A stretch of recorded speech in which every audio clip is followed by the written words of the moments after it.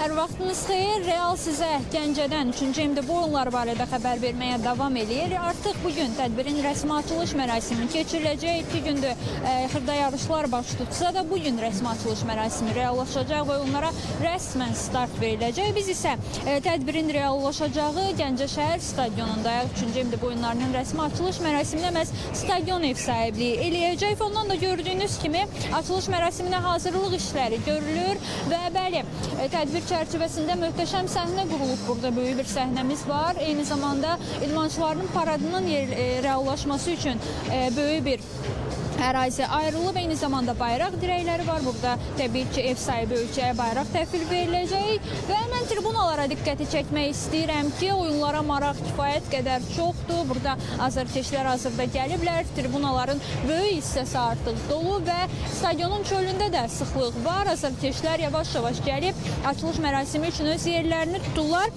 Maraq kifayət qədər çoxdur. Qeyd etdiyim kimi, burada nəinki Gəncə sakinləri, ətraf bölgələrdən, hətta ölkə xaricindən də azarkeşlər gəlib məhz tədbiri izləmək üçün buradadırlar, stadiondadırlar və Gəncə şəhər stadionu üçün də bu tədbir çox vacibdir. Bugün çox önəmlidir. Çünki açılış mərasimi stadionun özü yeni fəaliyyət göstərməyə başlayıb. Dünən Prezident İlham Əliyev tərəfindən stadionun rəsmi açılışı olub və bugün də bu mötəbər tədbirə Gəncə şəhər stadionu ev sahibliyi eləyir.